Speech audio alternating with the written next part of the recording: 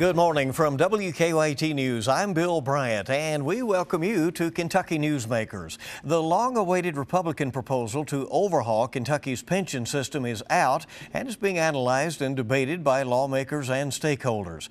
Later, we'll be joined by Kentucky Education Association President Stephanie Winkler to hear what teachers think of the proposal. But first, the sponsor of the pension bill, Senator Joe Bowen of Owensboro, is here. Kentuckians have come to about a universal conclusion that something has to give because of the huge unfunded liability. But figuring out a way to keep the checks going while the retirees are out there and not some way breaking the state has not been easy to come by.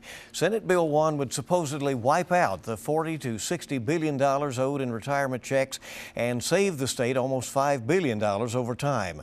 To get their full benefits, though, teachers with less than 20 years of service would have to stay until age 60 and work at least 35 years. Senator Bowen is joining us this morning. He's been a senator since 2011. He served a term in the House before that, very active in the Owensboro area where he's been a longtime businessman. Senator, welcome. We appreciate you coming in very much. Thank you, Bill. It's good to be with you this morning. You said you wanted to make it clear. You are the sponsor of this bill, but not the sole author. Oh, absolutely. And there's a big difference. There's a big distinction to make there. Indeed, I am the sponsor, but there are many people that have actually crafted this bill and put it together. So to say that I'm the author of the bill would be a misnomer, because obviously we had a work group that's worked many weeks, many months, many hours on putting this together, and that was a collection of people from both chambers and the governor's office and staff. So there's many of us that have put this product together, and a lot of people's fingerprints are on it. From your standpoint, this new pension bill is substantially different from the one that Governor Bevin proposed and supported back in November that had a firestorm reaction from state employees. How much part of that was in the discussion in crafting this new legislation? Well, that was our starting point, and you have to start somewhere. And it all started with the PFM report, and part of my responsibility, and one of the reasons why I am the sponsor of this pension reform, is because of my role as chairman or co-chairman of the Public Pension Oversight Board. And that's a body that was put together in 2014 after we did partial pension reform back then. We formed this committee to oversee our pension systems, and because of that function, I've been deeply immersed in the pension issues, and quite frankly was the likely candidate to file this bill because of my responsibilities, not only as co-chairman of the Public Pension Oversight Board, but as chairman of the State and Local Government Committee on the Senate side. If we don't enact this bill and the 2014 reforms that were passed simply are allowed to continue, do you arrive at two distinctly different places? Well, yeah, you do, because the big thing that this bill does, Bill, is it puts in place a mechanism to sustain the systems through the reforms that we're making, and then we're paying down the liability as well. We've never committed to that, and through this level dollar funding formula that's embedded into the plan, we are going to pay down this huge liability that we have. And in addition to that, you know, we're spreading the risk. That's an important part that often gets overlooked. We're spreading the risk now. All of the risk is not on the taxpayer.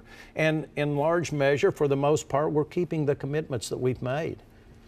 And the teachers would potentially draw a line right there and say, for the most part, because there are some changes, and the teachers, I'm hearing, feel that they're the ones who are getting the most change in their future. Well, they have more outside of the inviolable contract to deal with than those in the KRS system. And so really, we're not altering their benefits in any real substantial measure, in my view. What we're saying, everybody, if you're teaching now, or if you're a state employee now and you're in a defined benefit plan, you're going to continue in that plan for as long as you want to work. So that's not changing. If the defined benefit's going to go on, the new hires will go obviously into the hybrid cash balance plan. The changes that we're making for the TRS system is simply this. If you have 20 or more years of service, then you will be able to maximize your benefits after 30 years. You will get what we call the high three. Your pension will be based off the high 3 years of service and a 3% benefit factor. Now, if you have less than 20 years, you still get full benefits at 27 years of service, just like you do now. But your pension is going to be based off of a high 5 years and a 2.5% benefit factor. If you want that enhanced benefit, the maximum, the 3 and 3, you would have to work 35 years and be 60 years of age, the rule of 95, if you have less than 20 years of service now. The other change that we made is how we're dealing with sick days.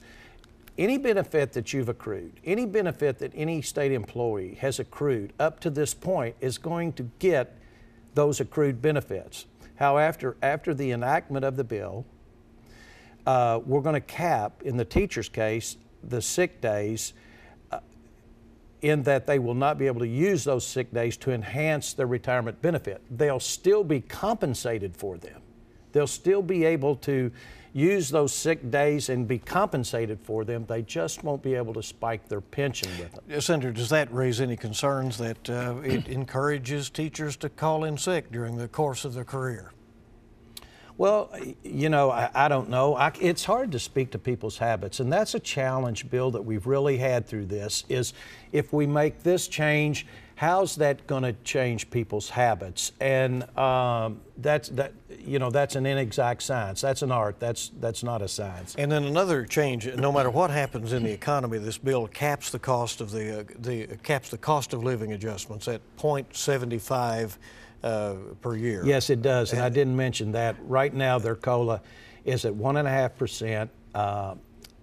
This bill will cap that at 0.75 until the plan is 90% funded, or 12 years, whichever comes first. So for 12 years, or as you say, when this other number is reached, their income doesn't change very much. No, right? No. I mean, you get your pension benefit. We're only talking about a COLA here, a 0.5% on a COLA.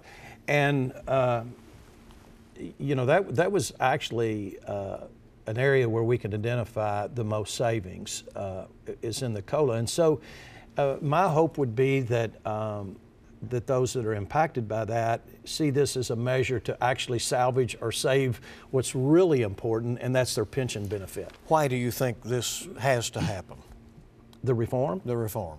To sustain the systems. I mean, we're looking at... If we do nothing, what happens? Well, see, I would, if I were a legislator, I wouldn't want to be on the wrong side of history on this. I wouldn't want to vote no on this bill, and this bill fail, and then somebody in the future, as these systems continue to languish and spiral downward, and you've cast a no vote, people are going to be able to look at you and say, hey, you had the opportunity to do something.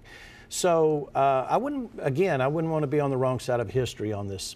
Do you believe this bill has the votes to pass? I do. Do you believe the governor will sign it? I do. You know, he wanted substantially more change. He did. And I converse with the governor frequently, maybe daily. And yeah, he had what I would describe as maybe a more conservative approach to this. But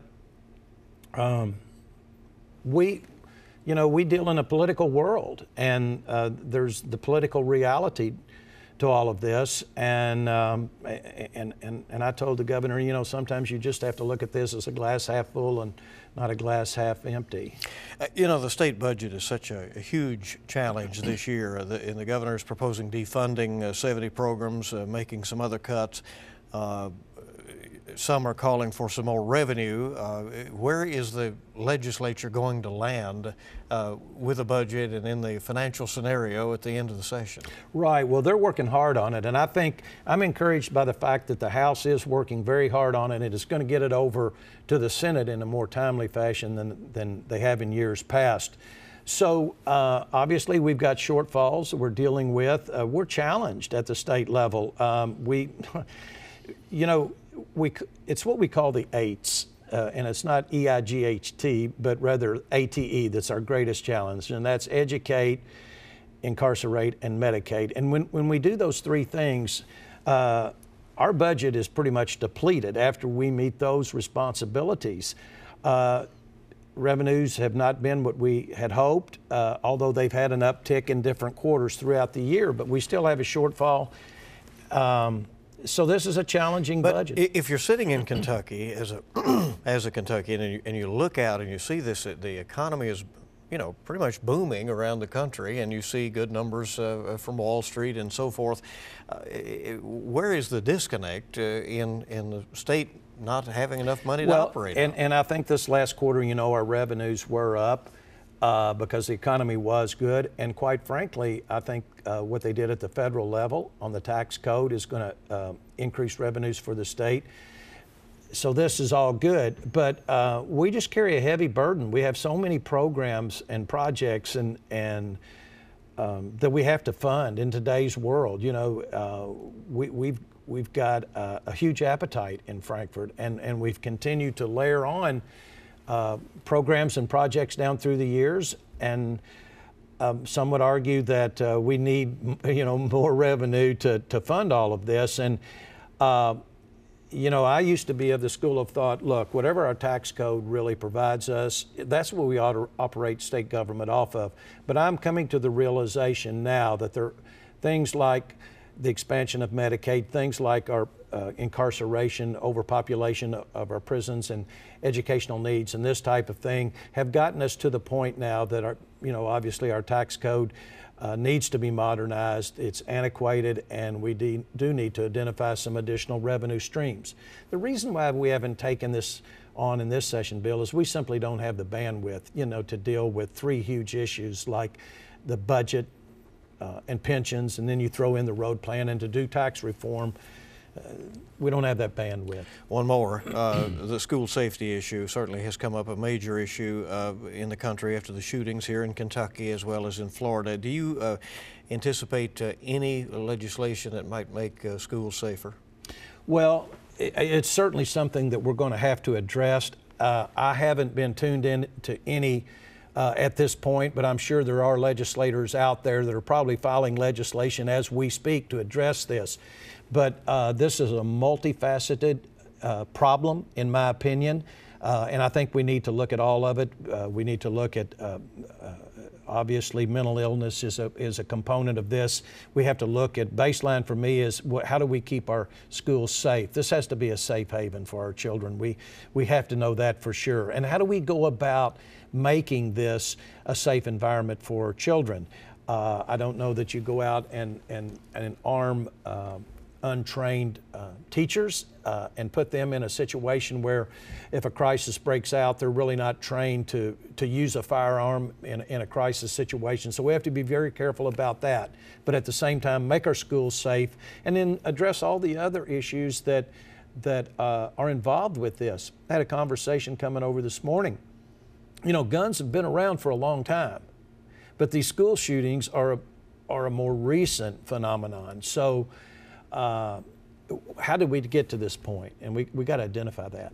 Senator Bowen, thank you for coming. I really appreciate it. Making time for us in a very, very busy schedule, I know, especially with this week's announcements. Appreciate it. Well, it's great. I'm glad that you asked, and appreciate the opportunity.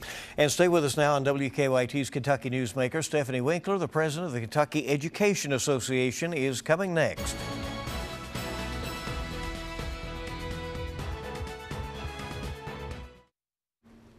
Welcome back to Kentucky Newsmakers on WKYT. The president of the Kentucky Education Association, Stephanie Winkler, is joining us now. The proposed pension overhaul would create the most changes for teachers and classified employees. Winkler is a longtime classroom teacher who now heads up the KEA. She's been working hard to stay in touch with her members while also closely monitoring the events in Frankfort. And she joins us. We welcome her back to Kentucky Newsmakers. Good to see you, Stephanie. Hi, appreciate thanks for having me, Bill. Well, your reaction from the KEA initially showed your support for a continued effort on pensions, but you ended up calling it a good framework for discussion. In other words, you're not there yet with this bill. You obviously have concerns about the Senate Bill 1. Right. So we anticipated at some point a pension bill would come out, either the House or Senate. And this Senate version, although it does, you know, come steps ahead of what the governor proposed last fall, it still is not what we need for our Kentucky schools to be a success. Our kids need the best quality educators in our work sites, and this bill does nothing to attract or recruit or retain qualified teachers. We're going down a road where we're going to lose the good people we have, and we're not going to be able to get anyone else in because there's just no reason to come to Kentucky to be a teacher. There's no reason to stay because they can't afford to live on the low wages already that they get because they're public sector employees, but then they've had a promise broken to them for a defined benefit pension that they were counting on when they retire. To what extent do young would-be teachers and teachers who are currently in the system consider those retirement benefits to be a major part of their compensation? It's huge. You know, nobody gets into this business obviously to get rich, but they do expect to be taken care of because teachers in Kentucky are not eligible to receive Social Security. So a defined benefit pension plan is a Social Security replacement for these teachers. And in this version of Senate Bill 1, there's a point in the bill that anyone and I don't know where this arbitrary number came from. If you have 20 years or less experience, now all of a sudden you're not going to be able to retire unless you have 35 years of service and you become age 60. So this type of just jockeying around with the inviolable contract is just not what we need. Do you feel too much of the burden of dealing with this pension problem is being put on the teachers? Yes, we feel like they're trying to find a fix on the backs of the public service employees instead of making courageous decisions about finding new revenue. That is the heart of the issue in the state of Kentucky. In order for us to have good public services, we have to have the public revenue streams to fund those things. And that includes things like Medicaid and roads and our schools. And our schools are the basis for what makes community thrive. And our retirees, especially who receive a defined benefit pension, put millions of dollars back into local economies. If you take those away and eventually get rid of those, that's going to hurt our local businesses. And we're not going to do anything to attract new business if we continue down this road. So you mentioned the defined benefit. In other words, the pension is the main concern, but you have others as well with this proposal. We do. There's a whole list of them actually for our classified school employees, for our active teachers, and even retirees. This bill is creating, or the issue rather, not all the bills, but the issue itself, there's all kinds of threats around taking away retiree health insurance and changing new teachers not to a defined benefit but to this hybrid cash balance plan that may or may not let them have a wage that they can sustain after they leave teaching. All these things are not doing anything to keep teachers and educators focused on kids.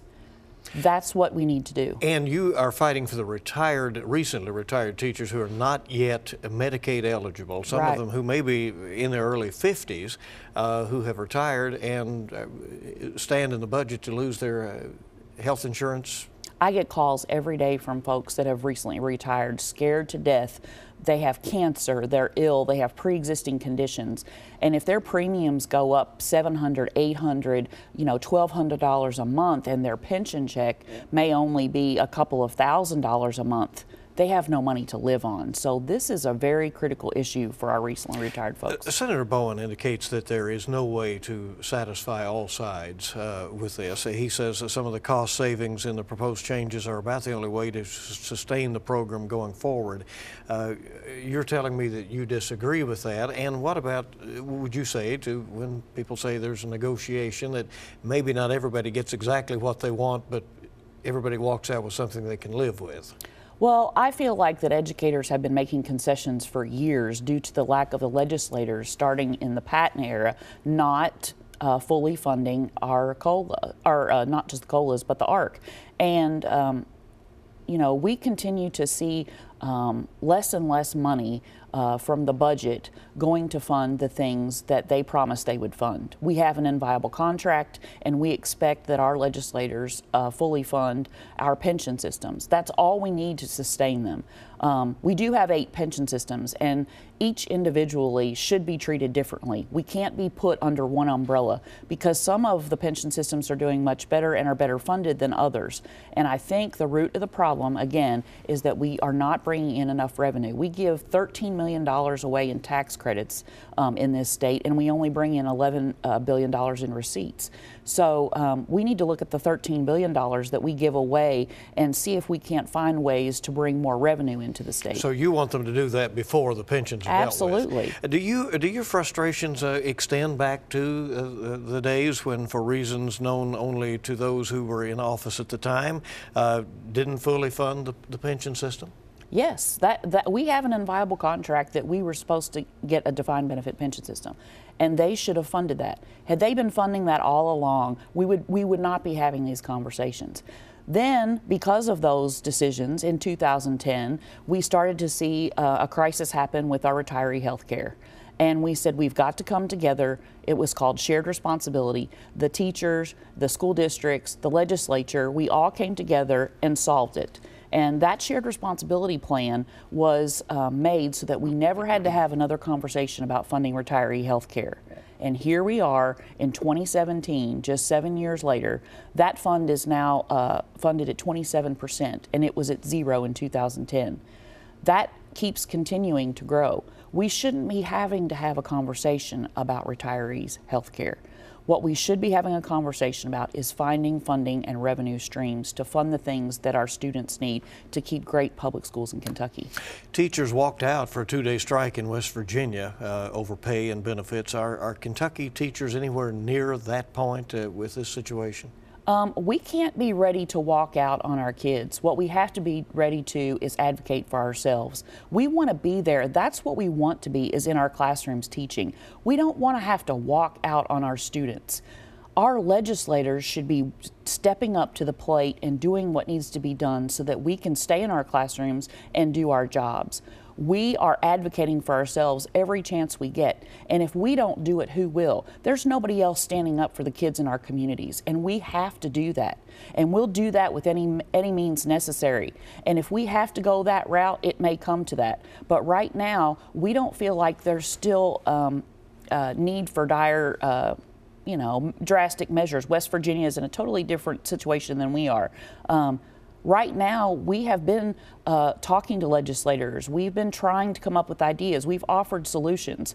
There's no two-way conversations. It always seems like everything is being done behind closed doors and not very transparent. And we want a seat at the table to be able to help fix it and to be able to recommend things, but there's just not been many two-way conversations. Stephanie Winkler is the president of the Kentucky Education Association. A couple of questions for her about school security when we come back and wrap up things on Kentucky Newsmakers.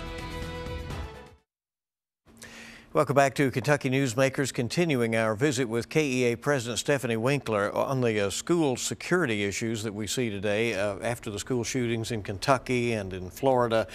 There's a lot of discussion going on. Some proposals would arm teachers or school personnel. What are you hearing from your members on that? There is no teacher that I talk to that feels like we need to have guns in our schools. Our schools are a safe haven for our students. When they come to school, they feel safe. The issues that have been happening over the last month or so with all the unfortunate shootings in our schools, the root of this problem is that we have not nearly enough wraparound services for our students and outlets for our students with emotional issues. To sort of have an outlet, we can only do what we can do at school. But schools should not be the place where teachers we have school resource officers. If we're going to carry guns, then perhaps we should have been police officers. It's just like if we're going to administer medications and do medically invasive procedures, then maybe we should have gone to school to be a doctor. Educators are looked at to be every profession, and we just can't be. We are there to teach and help kids think and create and develop into productive citizens. And, you know, we just don't feel like putting guns in schools is the answer. Dozens of teachers are running for office this year in Kentucky. How do you feel about that? It's exciting. It's unprecedented around the country. There's no other state that's had this many educators run for office. And it's exciting in the fact that we have folks from higher ed, administrators, teachers, you know, paraprofessionals. We have all kinds of educators that are stepping up to the plate. They've become so engaged over this pension issue that they also want a voice in what's happening to them. Everything that we do as educators is based on a political decision by an elected official, whether it's the site-based council, the school board, or the legislature or Congress, the president or the governor. When you accepted this presidency of KEA at the time, did you know there would be so much churn during your tenure? You always expect, you know, there to be challenges, but I'm up for the challenge. That's why I took this job on, because I'm not afraid to use my voice, and I'm not afraid to advocate for the people who don't feel like they have a voice. What is next for, are you going to return to the classroom when your time is up at KEA? You know, I miss the kids, and I have a year left in this job, so I'm looking ahead at all possibilities. But if I do go back to the classroom, that could be the best place for me. I miss those kids, and I miss my classroom. I miss teaching a lot, and so we'll just have to wait and see. Could you see yourself running for office at some point? Maybe that's a goal that I have, maybe going out into the future, but we'll see. Stephanie Winkler with the KA, thanks for coming. Appreciate Thanks. it. Thank you for joining us for this edition of Kentucky Newsmakers on WKYT. We'll see you bright and early on WKYT this morning. We hope you make it a good week ahead.